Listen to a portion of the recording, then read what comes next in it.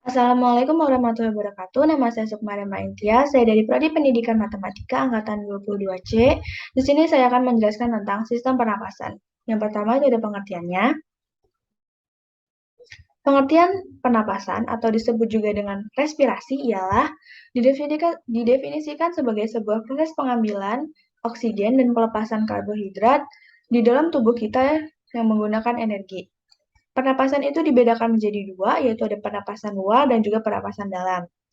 Pernapasan luar itu terjadi di mana pertukaran udara di dalam alveolus dengan darah yang berada di dalam kapiler. Sedangkan pernapasan dalam terjadi pada darah yang ada di dalam kapiler dengan semua sel-sel yang ada di dalam tubuh. Kemudian ada fungsi sistem pernapasan. Yang pertama itu untuk bernapas, pertukaran gas antara paru-paru dan aliran darah, pertukaran gas antara aliran darah dan jaringan dalam tubuh, menciptakan suara dan juga untuk mencium bau. Yang pertama itu ada organ dan bagian-bagian sistem pernapasan manusia. Yang pertama itu ada rongga hidung. Hidung itu tersusun oleh tulang keras dan tulang rawan. Udara yang berasal dari luar akan memasuki rongga hidung. Di dalam rongga hidung itu ada selaput, ada kelenjar minyak, dan juga kelenjar keringat. Selaput itu berfungsi untuk menangkap benda-benda asing yang masuk ke dalam saluran pernapasan. Di dalam rongga hidung juga itu terdapat rambut-rambut halus yang berfungsi untuk menyaring partikel kotoran yang masuk ke dalam hidung.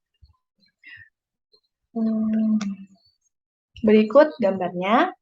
Kemudian yang kedua itu ada faring atau tenggorokan bagian atas.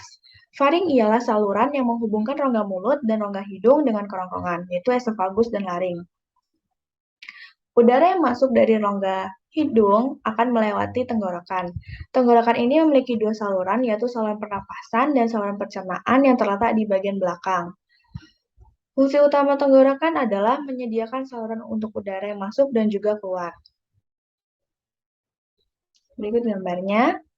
Kemudian merupakan saluran yang terdapat di antara faring dan tenggorokan atau organ pernapasan yang berbentuk seperti saluran dan dikelilingi oleh tulang rawan. Fungsi utama dari pangkal tenggorokan sendiri adalah tempat keluarnya masuk udara dan juga tempat untuk menghasilkan suara.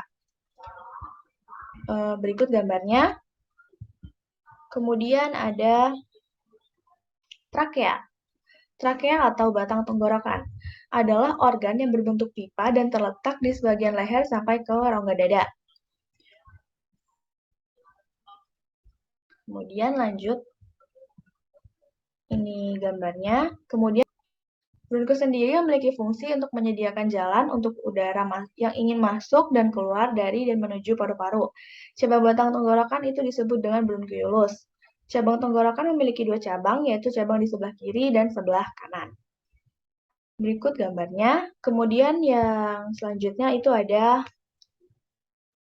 paru-paru atau pulmo yang berada di dalam rongga dada di bagian atas. Di samping paru-paru ada tulang rusuk dan di bawahnya ada diafragma. Paru-paru itu dibagi menjadi dua bagian, yaitu bagian kanan dan juga di bagian kiri. Berikut gambarnya.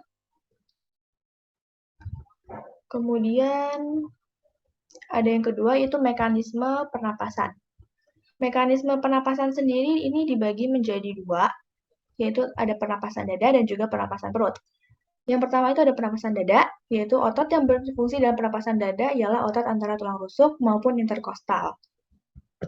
Yang pertama itu ada proses inspirasi atau proses masuknya udara. Yang pertama diawali dengan udara masuk, kemudian tulang rusuk berkontraksi, dan tulang-tulang rusuk terangkat sehingga volume rongga dada membesar, dan kemudian tekanan udara di paru-paru mengecil. Kemudian ada proses ekspirasi di mana udara keluar, otot-otot antara tulang rusuk mengalami relaksasi dan tulang-tulang rusuk tertekan sehingga rongga dada akan mengecil. Kemudian ada pernapasan perut, di mana itu otot yang berfungsi itu ada otot diafragma dan otot dinding rongga perut. Proses inspirasinya itu udara masuk, kemudian otot di diafragma berkontraksi sehingga mendatar dan rongga dada membesar. Kemudian proses ekspirasinya atau keluarnya udara, yang pertama udara keluar, di mana keadaan otot diafragma itu mengalami relaksasi dan rongga dada mengecil. Kemudian ada berikut yang dijelaskan dalam gambar. Kemudian ada penyakit organ pernapasan dan cara memelihara organnya. Yang pertama itu ada penyakit. Yang pertama itu ada asma atau sesak napas, penyempitan saluran napas akibat otot polos, pembentuk dinding saluran terus berkontraksi, yang disebabkan oleh alergi atau kekurangan hormon adrenalin. Yang kedua itu ada asfiksi, yaitu tentang gangguan pengangkutan dan penggunaan oksigen oleh jaringan akibat tenggelam, pneumonia, keracunan CO2. Kemudian ada asidosis, yaitu akibat peningkatan kadar asam karbonat dan asam bikarbonat dalam darah. Kemudian ada wajah adenoid, yaitu disebabkan oleh penyempitan saluran napas karena pembengkakan kelenjar limfa dan pembengkakan di tekak. Kemudian ada pneumonia, yaitu radang paru-paru yang diakibatkan oleh infeksi bakteri Diplococcus pneumonia. Kemudian selanjutnya itu ada difteri, yaitu penyumbatan faring atau laring oleh lendir akibat infeksi bakteri Corynebacterium diphtheriae. Kemudian ada emfisema, yaitu menggelembungnya paru-paru akibat perluasan alveolus berlebihan. Kemudian ada tuberkulosis atau TBC, penyakit paru-paru akibat infeksi bakteri Mycobacterium tuberculosa. Kemudian ada peradangan yang dibagi menjadi beberapa. Yang pertama itu ada bronkitis, laringitis, faringitis, pleuritis, rinitis, dan sinusitis. Kemudian ada cara memelihara organ pernapasan. Yang pertama itu menjaga kesehatan organ pernapasan dengan cara makan makanan bergizi, berolahraga teratur, istirahat cukup, dan juga memiliki posisi tidur yang benar.